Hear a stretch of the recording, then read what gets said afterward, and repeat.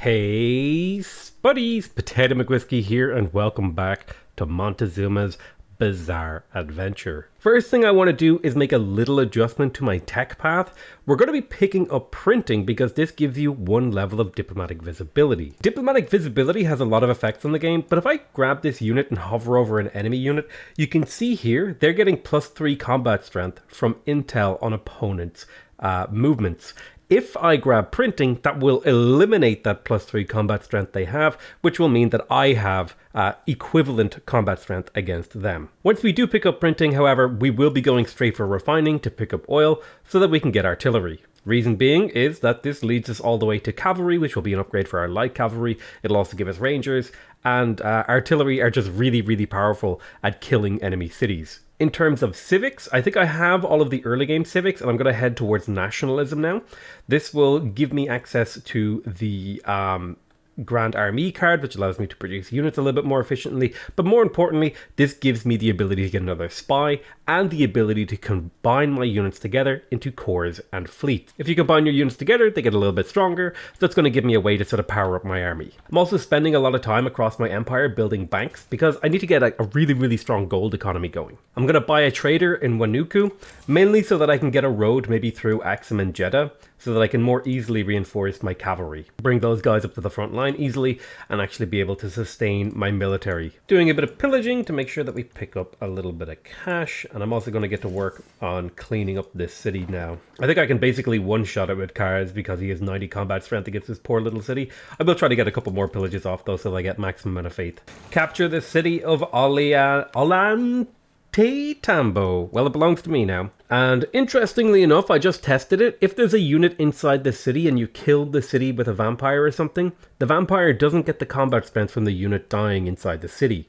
I think I'm also going to start upgrading some field cannons, although I would like the 1,000 gold to get a hold of Granada's military. So I might hold off on upgrading my crossbowmen so that I can levy this and use it against Baruta. The very first +3 era score harbor over in Texcoco. That's very nice because it's going to mean that I'll be able to get a trade route in about 14 turns. Ooh, there's a field cannon down here in the south. I think I took too long to deal with this barb camp and now I got some serious issues. Let's just run away and you'll become a musketman. No, I need to save my gold. Instantly building a market and bank though seems really appealing to me. So I will grab that great merchant. I'll have to look for somewhere that I haven't yet built a commercial hub. It looks like Adwa is the spot. So in 5 turns, I'll be able to use him to instantaneously get 2 buildings, which, you know, production-wise, if you think about how much these cost, right? The bank costs about 290 production, and the market costs about 120. So this guy's worth about 400 to 500 production, depending on, you know, your modifiers and stuff like that, which is pretty damn cool. Let's do our last round of pillaging in the Vatican City. To maximize the amount of faith we can get from the city, and then we'll one-shot it with cars. Take it over. Keep it for myself. Yoink, it belongs to me. Thank you. I do need to kill the Inca now. I do believe they're on one last city, though. So if I go ahead and pop in here, and I were to try to make peace with you, I think... Yeah, I don't think they have any more cities. Right, let's bring our Bombard forward. Oh, is this another hill? For some reason, I can't shoot over the city and hit it. Oh, it's because I didn't move my Great General forward. Oops. Yeah, they'll be able to bombard the city and start ripping down the defenses, and this other Bombard will be able to approach from the east. Good progress being made, and we'll send some cavalry through the gap. I think we'll attack Mongolia first. They seem like the easier target. Another 3 era score from building a lovely holy site. I'm hoping to hit at least a normal age for the next era. I do have plenty of time left in here. But it would be really good if I could hit that. Right, let's get one more pillage off there. You've taken a bit of damage, so we'll try to keep you nice and safe. I think more or less we're making okay progress. I'm not too worried about this. And we can begin moving through. We'll probably attack Vilnius first. I'm going to wait for cars to get into position, though. We'll send the musketmen around to pillage, and we'll use cars to actually take the city. Maybe it would be good to get another couple of Bombards to support this. So I'll probably grab 2 in here. And this will be my Bombard support army to take Vilnius, which should make things pretty easy because I also have a great general here and I think they're getting boosted. Speaking of which, faith spending, I should still continuously purchase builders out of Mekele because it's just a really efficient way to keep pumping up my empire because each builder is getting, you know, 6 charges. Also managed to finish building all the coursers in my capital. Now my capital is making so many resources that an entertainment complex here actually holds a lot of value. And that's because if I get the entertainment complex, it'll actually multiply my growth, my production, all these yields by my amenities. So I'm really tempted to plop down an entertainment complex in here. And I think the spot to do it is like right here. It doesn't hit a huge amount of cities here, but it'll hit enough to where I'll be able to get a good amount of amenities and keep this production rolling. 5% negative isn't much, but it is for production. Like, that's an entire mine getting deleted essentially out of this city.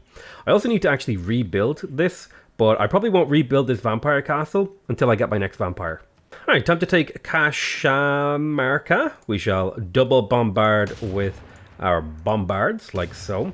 That should get rid of almost all of the city's defenses, and we can begin hitting it with our musketmen to start leveling them up. They'll get a decent amount of experience from throwing themselves at the city. Let's go ahead and declare war on Vilnius, like so. And we can go ahead and start the pillaging parade that we have planned. For some reason, I'm right adjacent to the city, but I don't have vision of it. Like, the city's grayed out. That's a little bit odd. My hope is that that is just a little blip, not actually true. We'll bring forward cars who will give this city the ability for this bombard to actually hit the city, and then we can do a round of pillaging next turn. I think the farms aren't really super worth pillaging, so we'll focus on pillaging things that are actually, like, you know, giving resources when you pillage them. They have a decent amount of crossbowmen, so this, yeah, potentially could lose a unit. I probably might be able to get over here and pillage that, but we'll see. Entertainment complex in the capital, zeroing out that production penalty to negative amenities, and then this will give me positive amenities, which will allow me to keep growing and maintaining production in that city. Doing the same thing in a few other cities, just to maintain my amenities, because I am pretty deep into a war, so I'll have a lot of war weariness and stuff like that. So I need to be a little bit careful.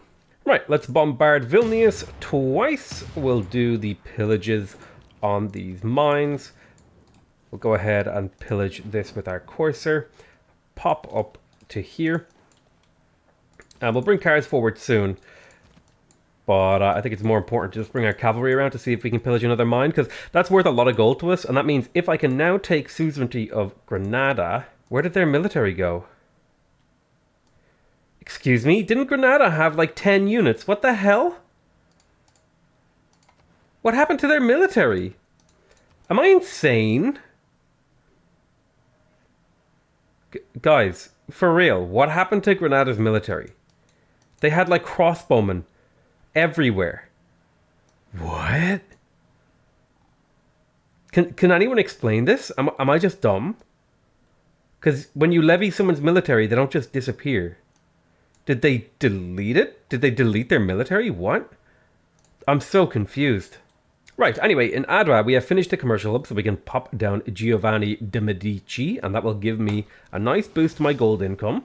This city I don't think is ever going to grow really quickly, so I think we can just happily work commercial hub investments in here and make a ton of gold. Do I want to do a final pillage in here? Can I kill this city this turn is the real question. If I can kill the city with a single musketman this turn, I think I can safely pillage this for an extra boost to my faith. Take the city, and then that is Pachacuti. The Curie defeated, and I'm no longer at war with all of the city-states, at least the ones that aren't suzerain of Dido.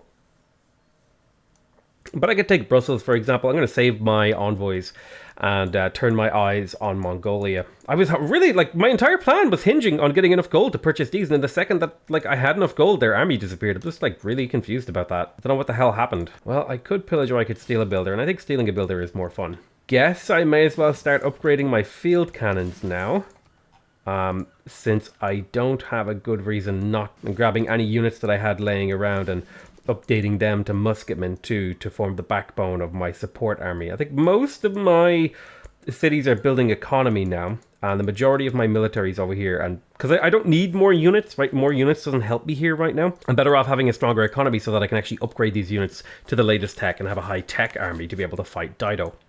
I need to remember that I can still use builders to, like, speed up district construction. So wherever, like, since I'm, like, mass purchasing builders, I should look for wherever I'm building districts and send those builders over there. Because that's, like, worth a lot of production. Especially since I'm purchasing builders with faith right now for extremely cheap prices. Right, let's keep bombarding Vilnius. The city shall fall very soon. I could kill you, or I could jump over here and be in position to pillage next turn and get rid of that swordsman. You will die very soon. I should be looking to upgrade cars further, but I'm kind of at a point where I don't need to upgrade cars. I will grab Isaac Newton for free, however. Vilnius should fall soon, and I'll start healing these guys up and moving them over to be in position to attack Mongolia. Could use a couple of military engineers to build roads and railroads, although I should probably wait until I have railroads, because roads actually use up builder charges on those military engineers.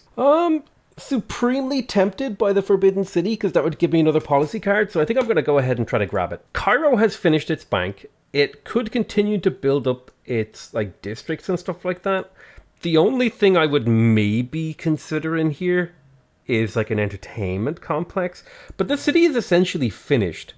So the question is, do I want military or economic grey people points? And I think I'm gonna go for the military ones here, because running these projects will convert some of my production into gold, and I don't really need anything else in here except maybe a little bit of population, so I don't mind just letting the city continue as it is. I could build more districts, but like realistically, I'm kind of reaching my end game build, so infrastructure is starting to lose value compared to just getting gold and faith, which I can then convert into like a better army on the front line. Also, just for fun, I'm running around and repairing Leventa's cities. I should have really been using this insert into production, because I think it's is it 20% of a district? Yeah, it's 20%. So if we look at this, right, this is costing me 250 production, say, right? So 20% of that is 50 production. A builder to produce right now costs me 166 production, and I get 6 charges. So technically speaking, to build districts with a builder, it would give me 250 production, right? Because that's 20% is 50 production. So each builder I pay 160 production for and get about 600 production out of it if I'm chopping out districts. And that's a huge amount of value. Do I have any fresh campuses with no libraries? No, it doesn't look like it. I think I have libraries pretty much everywhere I have a campus, with the exception of over in Kashmarka. So tell you what, I will actually teleport Isaac Newton over here so that I can maximize the amount of value I get from him by building a library and a university. So thankfully, I've managed to kill the only way I was going to be able to lose this game, by killing Pachacuti, because he can no longer convert anyone to his religion. The only person who can stop me now is Dido, using religion, and she has Judaism. However, I do have a dead religion up here, Sodo. So if I wanted to, I could actually get myself a couple of missionaries up in Sodo to be able to establish Eastern Orthodoxy, but my entire empire is filled with Hinduism, which that player is dead, so they can't win the game anymore. So I think I'm pretty well defended against a religious loss. Vilnius managed to pick up a field cannon, which is, ever so slightly annoying. But the city should fall. I will pillage this for gold, and then I can start hitting the city and take it for myself. Vilnius will belong to me. Brilliant. And then that will provide an avenue to attack both Dido and Mongolia.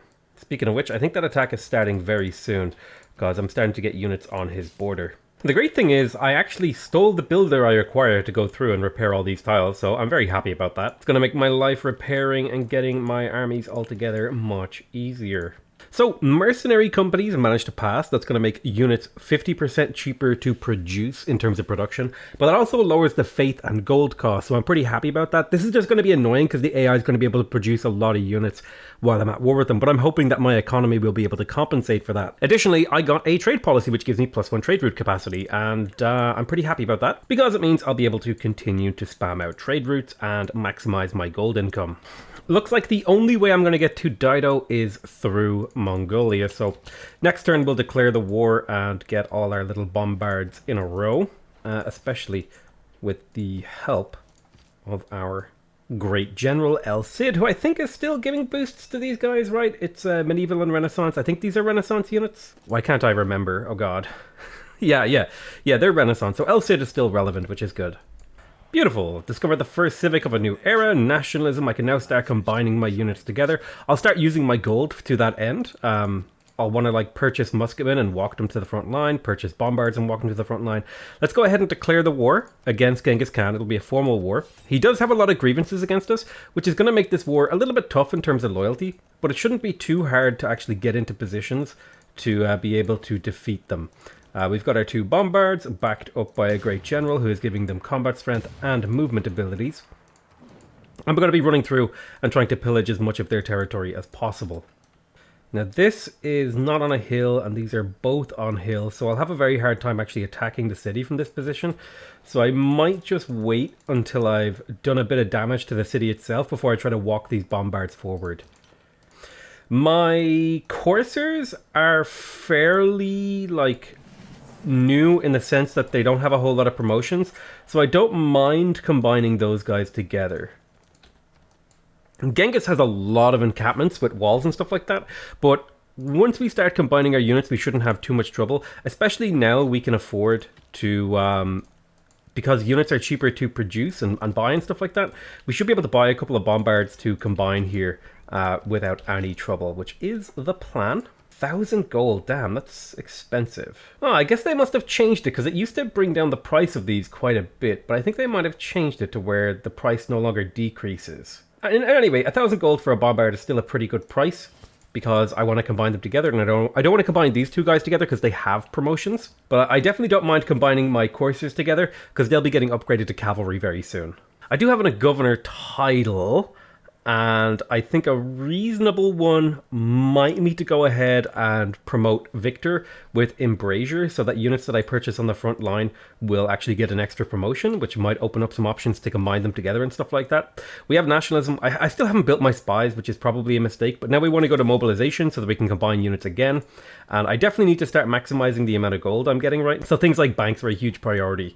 And I am finishing up some banks and I'm running a lot of projects and stuff like that, but my economy is still not fully geared for gold production, which I think now is the time to just go all in on gold production. I probably should have done it a little while ago, but I don't mind that I'm a little bit behind where I should be in terms of gold production, because I am still quite a bit ahead technologically, and that's kind of helping carry me through. I might consider combining some of my musketmen together if I'm having a bit of trouble keeping them alive, but we'll see how that goes over the next few turns of the war. Nice chunk of science there from that university purchase, thanks to Isaac Newton. Apparently I don't have the road to be able to trade with Hong Kong, or am I already trading with them from here?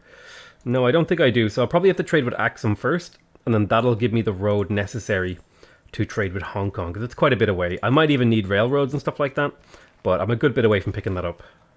A lot of damage getting pumped out by the AI. Oh Jesus, there's the ironclads. Let's see, if I upgrade you to a musketman, you'll give the city a bit more combat strength, and that'll let you resist this a bit better. Probably the best thing to do in there is to figure out a way to get walls, but I don't think Valletta is in the game, unfortunately. So I'll just do a quick pillage on you and then retreat you. That will allow me to actually upgrade these guys into cavalry. It's quite cheap, 270 gold. Still, you know, reasonably expensive, but considering I'm getting a unit with 72 combat strength, I'm okay with that price. Let's start bombarding here, like so. This is almost gone. They also have cavalry, so I need to be a bit careful. I'm going to be fortifying musketmen on the front line to play it safe. And we'll be bringing this bombard up as well. I think it might be a good move to do a combine here. Just because that's 65 combat strength on a highly promoted unit. Like, it has 5 promotions. It has basically every promotion that they can get. Like, they have Elite Guard, Urban Warfare, Commando. Like, this is a super powerful unit. And it puts it on par with the enemy cavalry, so I might do a little bit of musketmen combining. And since these guys actually don't have a ton of promotions, it might be good to combine these together into a core, just so they can't get one shot by that cavalry. Yeah, I'm going to do a little bit of combining here, just to upgrade the total power of my units. A lot of these units also have the Water of Life, so by concentrating my power into a smaller number of units, it increases the total power per tile I have, and I'll be able to better, you know, survive enemy action. This guy is going to be taking a lot of damage next turn. Probably a mistake to have him there, but, you know, I don't mind. Question is, do I go for military academies? If I do go for military academies, it would allow me to train corps and armies pretty quickly. I think in a couple of select cities, I will be going for the military academy. I think it's the right move. But in the vast majority of my cities, I'm just going to be working projects that give me gold so I can sustain my army, like I was saying. We can just about kill this encampment by attacking with cars, or SADC actually. SADC is quite powerful. I think I should bring cars forward. He can do a ton of damage over here if I can get him into position because he's super powerful. He's 113 combat strength because I combined some units together into a corps. These guys now have a base strength of 72, or I think that might be because of my cavalry corps. So even more powerful. They're looking a lot like giant death robots now. I know I was saying they were giant death robots, but I think the base combat strength for giant death robots is 130 melee strength, and my vampires have somewhere in the region of 110 to 90, which I don't think is too bad. Okay, this city that I settled is probably dead. Not a big deal. We can let it die. I think one of my units was captured by Mongolia, but I don't understand what unit it was. Like, it gave me the alert that a unit was captured. I think I had something here. I don't know what it was. But regardless, or cars can get another kill here and become even more overpowered. And then we can use this bombard to start cleaning stuff up. I think we can get rid of this encampment now. There it is. I'm going to bring back my musketmen to get them to combine. It's very important that... Oh, I think it was a courser that I lost here. I had a courser here, which is, you know, not great, but I think I will survive. Right, I want to bring this bombard forward. This bombard doesn't have anything to do this turn, so I'm just going to use him to combine. We'll bring forward this field cannon, who also needs to get combined. And we're bringing up more reinforcements. So my units are quite a bit stronger now this turn. Ooh, I could use Napoleon to form an army instantaneously. If I had a bombard army straight away, that appeals to me a lot. Or I could use Gustavus Adolphus. Let's see, what do I do here? Yeah, I might wait until I have... artillery. Let's see, how far am I to getting another one? We're getting like 69 great general points per turn, which is also nice.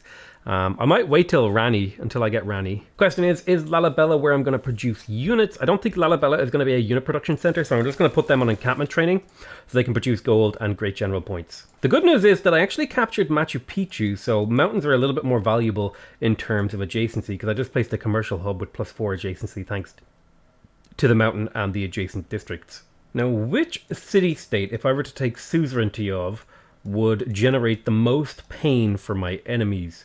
I may as well just take Brussels, because that's like an easy grab, and that actually gave me a governor title, which is neat.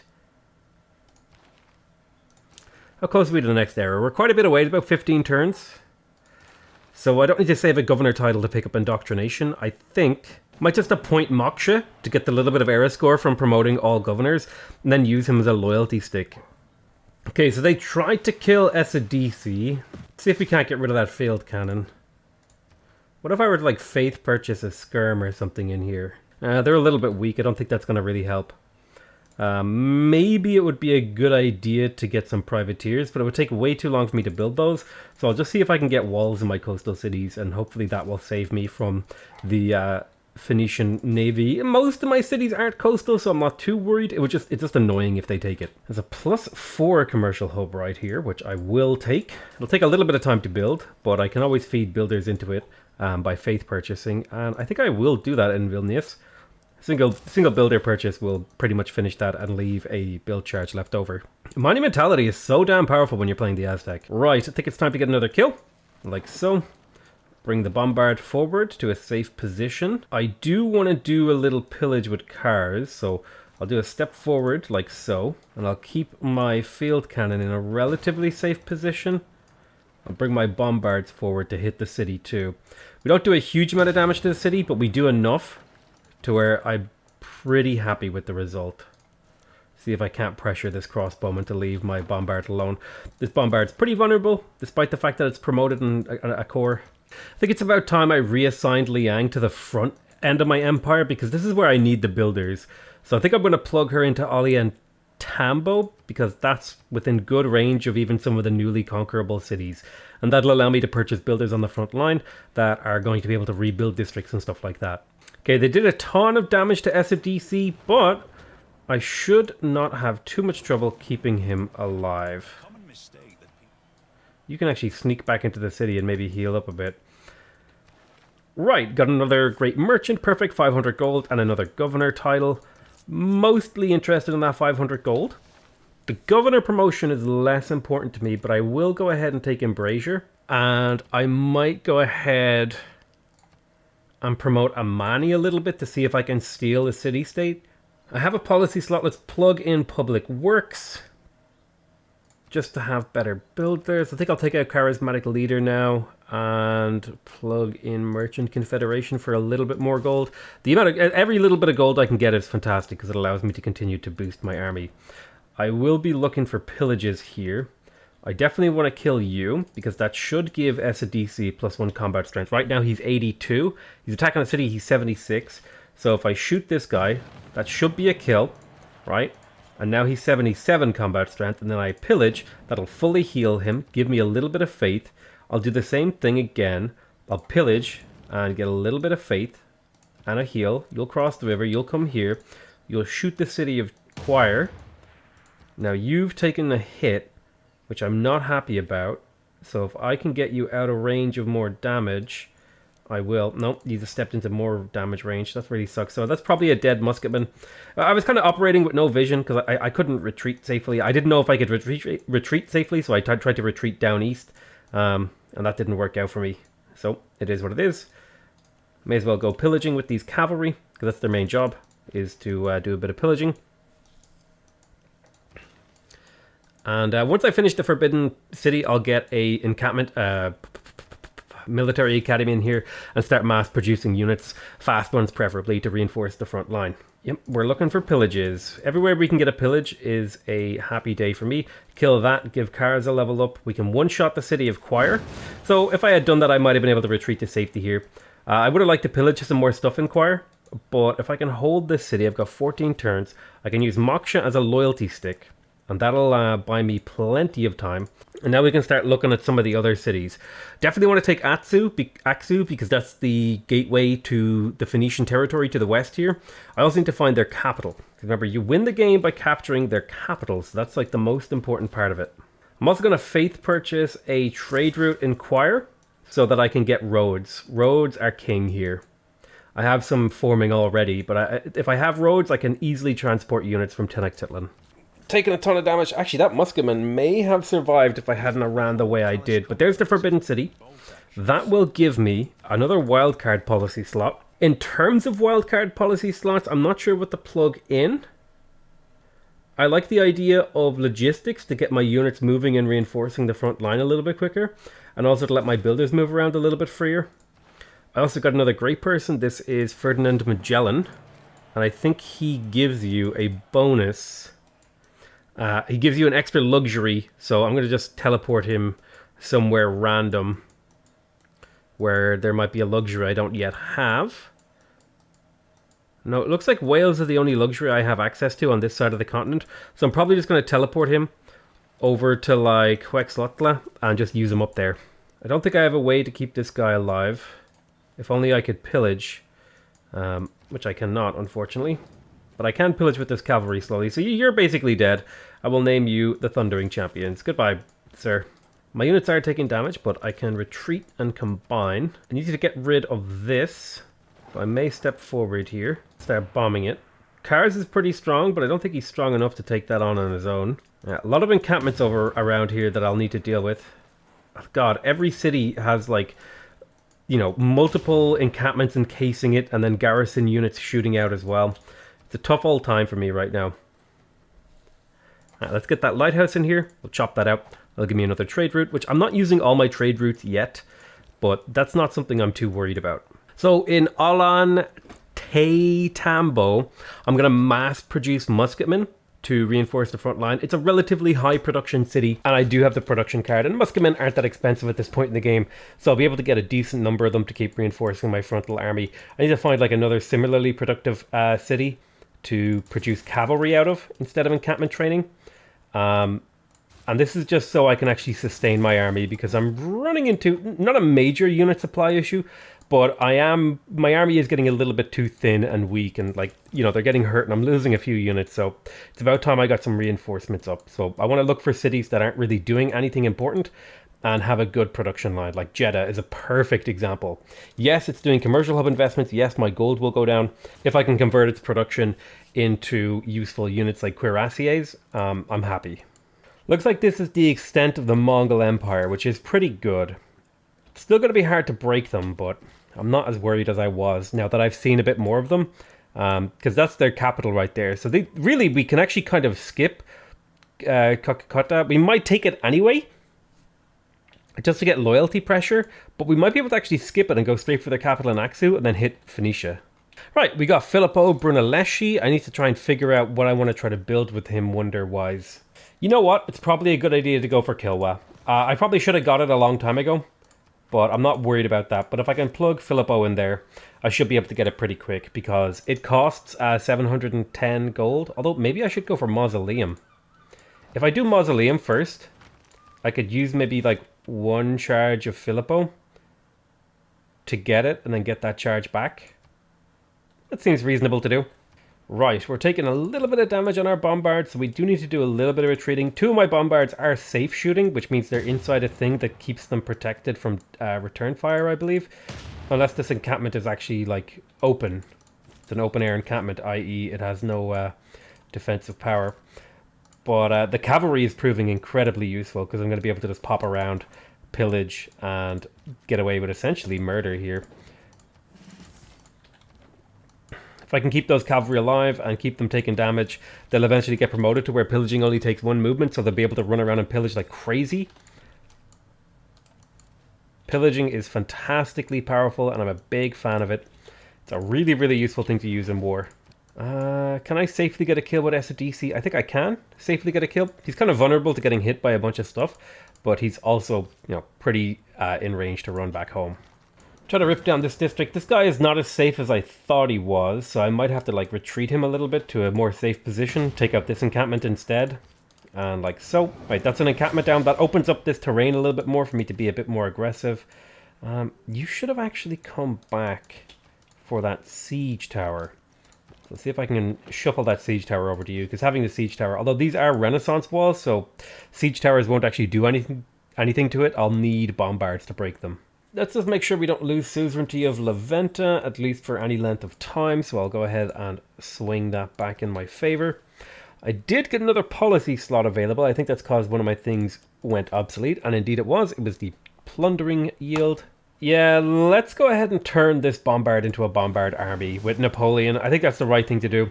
I don't have any units from the industrial era, really, to take advantage of. I mean, you know, these things, but or rather modern era, which I think Napoleon does. So I think this is just a better move overall, is to have a really, really powerful Bombard that I don't, you know, because if you think about this, this is like a couple thousand gold worth of units that I've just gained.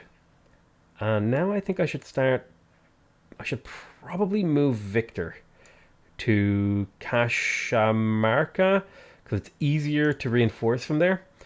But what I would ideally like to do is get some reinforcing units moving in here for combinations and maybe purchasing, although I'm working on a ton of units. Little cavalry running around in Kakaketa causing issues. It's exactly what we want him to be doing. Mausoleum will be finished in 2 turns thanks to Filippo Brunelleschi. I bought the industrial zone and the whatchamacallit. I bought the industrial zone building and the military academy in here so that I could efficiently start to produce Bombard armies, Bombard corps rather, that will you know, start to fill out my army. I'll need a couple of builders in here actually to kind of improve this territory to make it even better, because it's working a lot of inefficient tiles. I have it on food and production focus, but I could definitely use like a couple more improvements in here. And maybe even harvest a little bit of this jungle to force growth. Need to be careful about the positioning of my cavalry, because they have a lot of ranged attacks. I did lose a city, not a big deal. It's like a late settled useless city, and now I have walls in my coastal city, so I have 0 fear. I could just go back to building economic buildings to support my army. Yeah, like I'm trying to make sure that my units are positioned on or near farms so they can recover health when they inevitably get, shells bounced off their foreheads. I think Aksu is my next port of call. I'll rest for a turn on SDC and then begin to hammer that city. Like so. Should fall fairly quickly now. We'll be able to grab Aksu with ease. And then Karakorum is just a stone's throw. Right, so if I do use the siege tower, yeah, the siege tower does nothing, unfortunately. Right, military academy completed in the capital. We're only a few turns away from mobilization. I'm going to start to produce units. Now, the units that will help me the most here are actually probably spies, weirdly enough, because they're going to give me diplomatic visibility with my enemies. I'll grab a couple of those. They'll be done pretty quick, and I'll plop them into Dido. SDC's taking a hammer in 8 turns until we get a next vampire, as well as we just picked up the mausoleum. And we got a +4 commercial hub with a bit of air score. We have a guaranteed golden age, which is perfect. We're also working on the Kilwa Kisawani. And the reason why I built the mausoleum is because it gives +1 build charge to your great engineer. So if I spend an engineer charge on that and get it, it's essentially like I got it for free. And then I can build Kilwa with the other 2 charges from Philippo. Step this bombard forward and start hammering this district. You're going to pillage for health. You're pillaging for kill. I would like you to step forward and kill here for another +1 combat strength. And we will go ahead and hit Aksu once with a bombard and then see if we can clear it out. Excellent. You're going to take the name the Lightning Own and you're going to step forward and then bombard Karakorum. Excellent. Things are coming together. The war on Mongolia is going very well. I'm a little bit dubious about stepping forward with my field cannons, but it might be okay to do. In a relatively okay position. I'm getting tons of pillages off with my cavalry down here. It's making me very confident in how powerful my economy is. Just harvest out another bombard. I could always use more of those. And they're quite expensive in terms of niter, so the more of them I can get, however, before I have oil, the better. Because I think it's cheaper to, build those units and then upgrade them into artillery. So I want to get them going ASAP. I'll also want to grab infantry soon. But it really depends on how much oil. Oil is going to be like the constraining resource in the mid and late game for me. The more oil I have, the more high-tech army I can have. And the less oil, the more I'll have to combine together and carefully manage my units. Right, let's get a spy in Baruta. This is to get some diplomatic visibility with Phoenicia. Taking a bit of damage on some of our units, but we're fine mostly. Right, let's hit Karakorum. Kaboom. I'm going to promote you with... I'm going to move you and then promote you with depredation. So that it only takes 1 movement to pillage. And that'll make you much more useful for the purpose of pillaging. And you'll need to take a little bit more damage. I would like to find some easy kills on those units. I'll blow this district right open. Kill that crossbowman. Spend a bit of time healing. So we're definitely opening up the map now. I may as well throw my vampires at the city because they're so strong they're still going to rip the walls down really, really quickly. And I only need the capital again so that I can push into Dido. Let's just reassign Magnus. I think his job is finished as an actual governor and he's just like a stat stick for loyalty. So I'll stick him in Aksu to save a bit of loyalty pressure. 1 more charge of Kilwa. Kaboom. Nice one. Finished. Instantaneously finished Kilwa.